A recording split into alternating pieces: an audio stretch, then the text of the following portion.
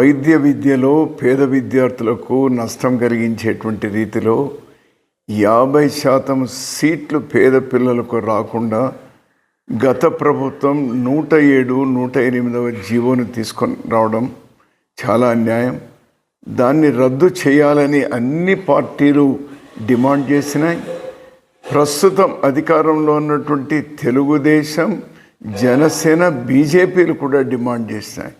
ఈ నూతన ప్రభుత్వం వచ్చిన తర్వాత 107, 108 జీవోలు రద్దు చేయాలని నేను ఉత్తరం కూడా రాసినాను ముఖ్యమంత్రి గారికి.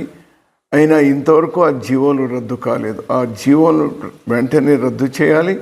పేద విద్యార్థులకు ప్రభుత్వ వైద్య కళాశాలల్లో మెరిట్ ప్రకారం వారికి సీట్లు కేటాయించాలి అని మరోసారి డిమాండ్ చేస్తున్నాం.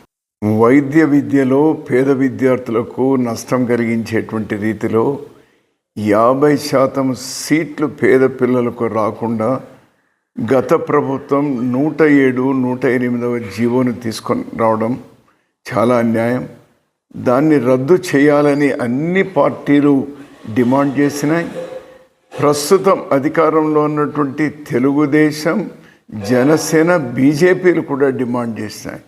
ఈ నూతన ప్రభుత్వం వచ్చిన తర్వాత 107, 108 జీవోలు రద్దు చేయాలని నేను ఉత్తరం కూడా రాసినాను ముఖ్యమంత్రి గారికి. అయినా ఇంతవరకు ఆ జీవోలు రద్దు కాలేదు. ఆ జీవోలు వెంటనే రద్దు చేయాలి. పేద విద్యార్థులకు ప్రభుత్వ వైద్య కళాశాలల్లో మెరిట్ ప్రకారం వారికి సీట్లు కేటాయించాలి అని మరోసారి డిమాండ్ చేస్తున్నాం.